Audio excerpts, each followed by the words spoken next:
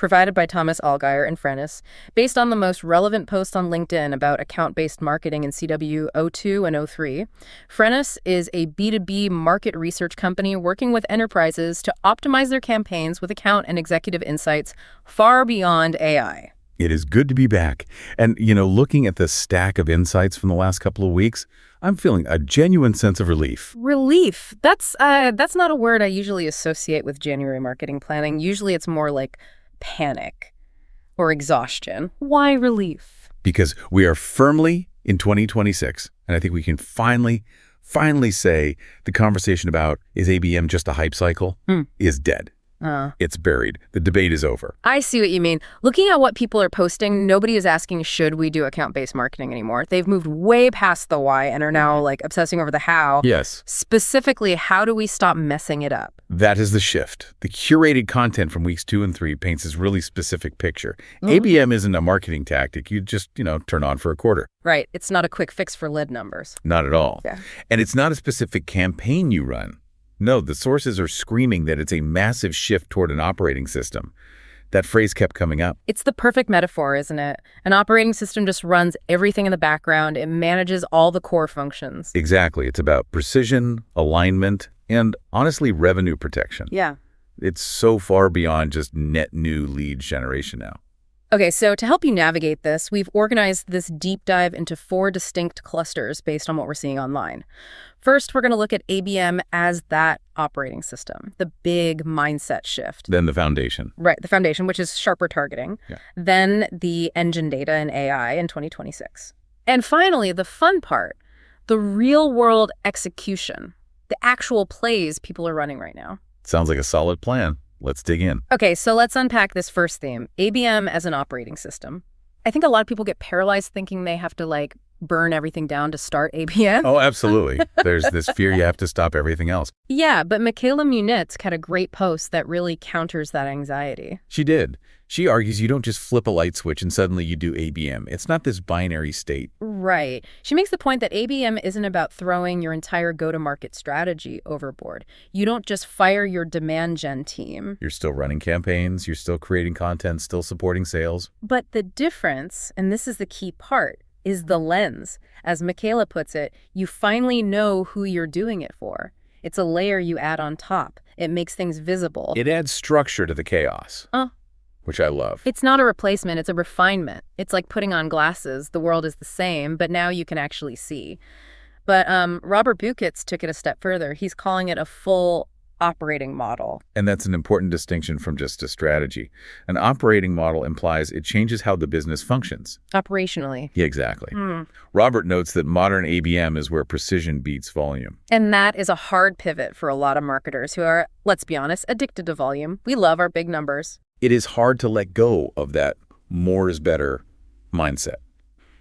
But Robert emphasizes focusing on binding groups, not just individual leagues. I mean, if you're still chasing one person to raise their hand in 2026, you're not doing ABM. You're just doing expensive lead gen.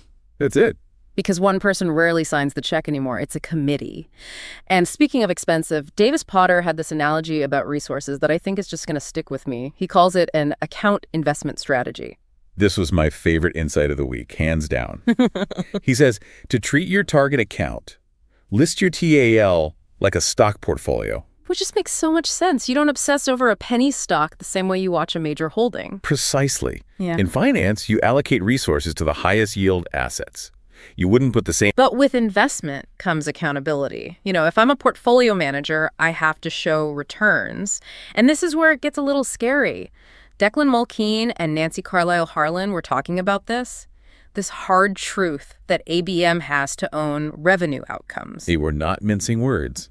If your ABM program doesn't have a quota, if it isn't tied to expansion or revenue protection or growth. It's just marketing activity. It's just busy work. Ouch. Busy work. That stings. It's harsh, but look at the economy. Nancy makes the point that ABM exists to protect and grow that top 20% of your accounts. It's about revenue protection just as much as acquisition. If you aren't signing up for a number, You weren't at the table. You're just the arts and crafts department. Pretty much. But there's a trap here, isn't there? Sarah Wicker pointed it out. When that revenue pressure hits, when the CFO is breathing down your neck, strategy often flies out the window. It's the panic pivot. We've all seen it. Yeah. Sarah warns that teams retreat to short-term tactics. They go back to what converts fastest. Which is usually low-quality volume, generic email blasts. Exactly. Instead of sticking to the strategy that fuels long-term growth. It's a discipline problem. It's like breaking your diet the moment you get stressed. It is exactly that. If ABM is an operating system, you trust the system. You don't reboot the computer mid-calculation just because it's taking a moment. So if the operating system is the mindset, we need a foundation. You can't run a high-performance OS on broken hardware. Which brings us to our second theme, sharper targeting. Or, as I like to call it, the garbage in, garbage out problem. Ivan Falco shared an absolute horror story about this. It made me cringe just reading it. He was reviewing a client's ABM program. They were spending $20,000 a month, by the way. Okay. And he asked to see their target account list. Let me guess. It wasn't pretty. Not pretty is generous. He called it paid guessing. It was just a giant database export. No tiers, no disqualifiers. Oh, no. Just a raw list of companies they uploaded to LinkedIn to spend money on. That is painful, but it's so common. And Ivan's takeaway here is critical. The TL has to be a RevOps asset, not a marketing spreadsheet lost in Google Drive. It has to live in the CRM, updated weekly. And if you can't answer why an account is on the list, it shouldn't be there. Right. And it's not just about wasting ad spend. Olivia Martin pointed out that this is a systemic problem. She cited a stat that 91% of CRM data is incomplete. 91%. I mean, just think about that. If 91% of your bricks were cracked, you wouldn't build a house with them. It would fall down. It's staggering. She says hygiene isn't just admin work for an intern.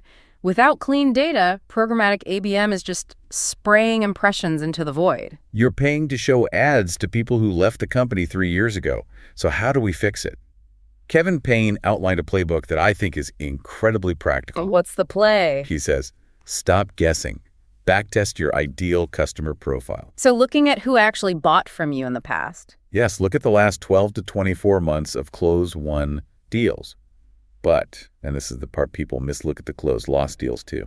Look for patterns in the failures. Were they too small? Wrong tech stack. Wrong person. That's a great point. We usually only study success. We rarely do an autopsy on the failures. Right. Don't just target who you want to sell to. Target who actually converts.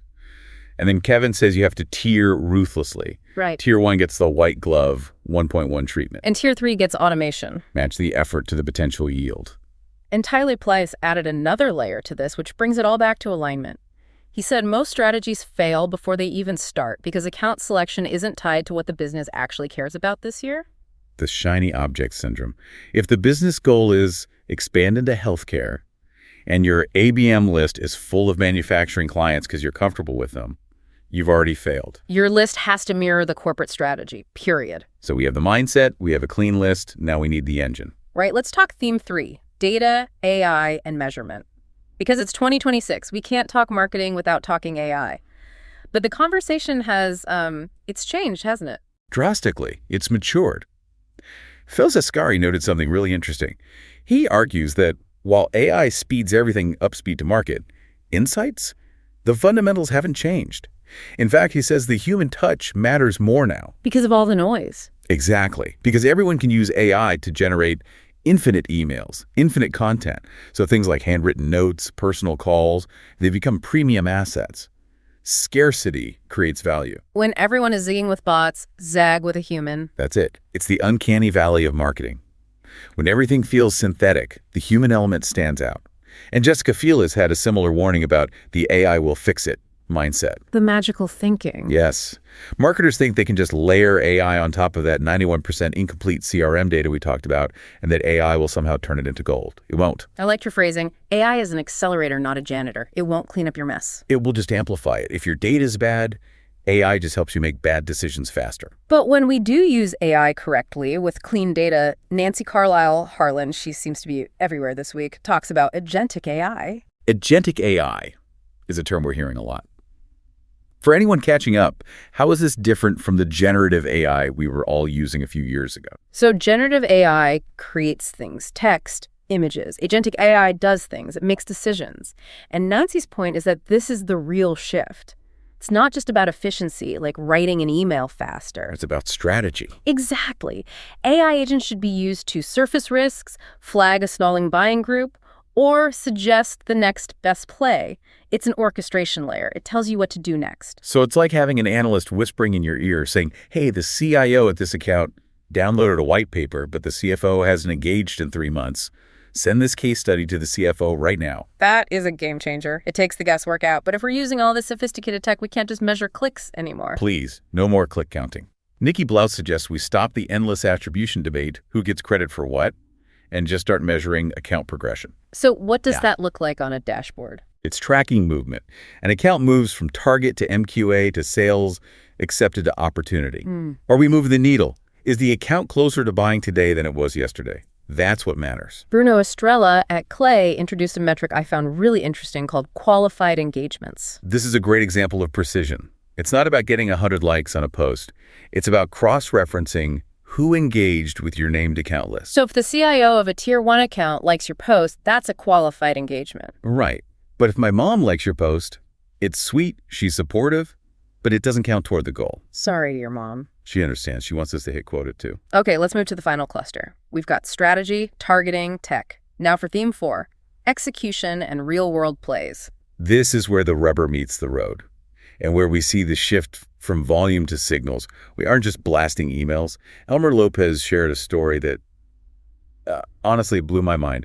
He closed a $30,000 deal in 7 days. 7 days in B2B enterprise. That's unheard of. It is. And he didn't do it with a 6-month nurture campaign. He tracked one specific signal, a new hire. Walk us through it. A VP of marketing joined one of his target accounts. Elmer didn't just send a connection request.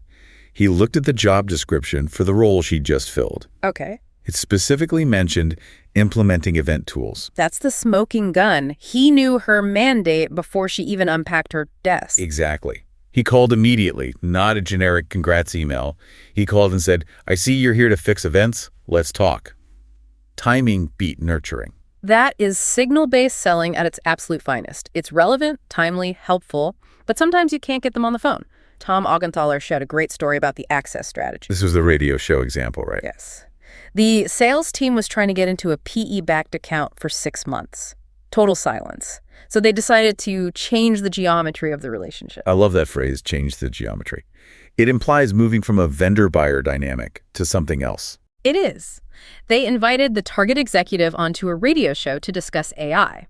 It wasn't a sales pitch, it was a thought leadership moment. And that cracked the door open. Wide open, because influence is access. Once they were peers on a show discussing industry trends, the sales conversation just happened naturally afterwards. It proves that sometimes the best sales play isn't a sales play at all. It's a media play.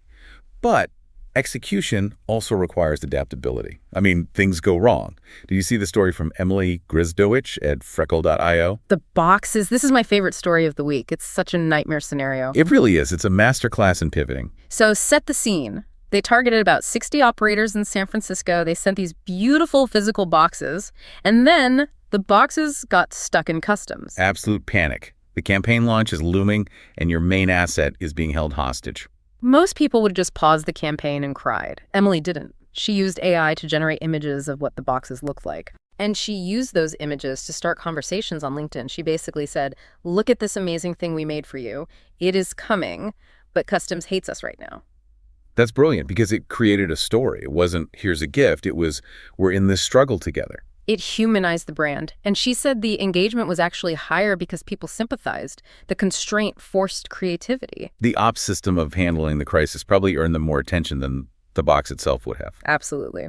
Finally, we have Matteo Foix, who described a massive, $14 million pipeline engine. And what struck me was how systematic it was. Right. It wasn't random acts of marketing. It was a chain reaction. He laid it out. Define ICP. Use Clay for centralization. Layer on signals like hiring or funding. Use AI agents to draft messaging. Then notify sales on Slack. Every single step was intentional. That's the operating system concept in action. It's not, let's send some emails today. It's an engineered flow of data and action. It's repeatable. And that means it's scalable. So looking at all of this, from the high-level strategy to faking box photos. What's the one thing you need to take away? It means that in 2026, ABM isn't about buying a platform. You can't just buy 6sense or demand base and say, we do ABM. It's about building a discipline. A discipline. Yes, it's an operating system that requires clean data, no more paid guessing. It requires human insight to interpret that data. And it requires the agility to act on signals, not just spamming contacts. And if you aren't tied to revenue, if you aren't protecting that top 20%. Then you're just doing arts and crafts. Harsh, but accurate. Well, that is a lot to digest. I feel much better equipped for 2026 now. Me too. It's going to be an interesting year. If you enjoyed this deep dive, new episodes drop every 2 weeks. Also check out our other editions on field marketing channel and partner marketing, AI and B2B, MarTech, go-to-market, and social selling. Thanks for listening. Make sure you hit that subscribe button so you don't miss the next one. See you next time.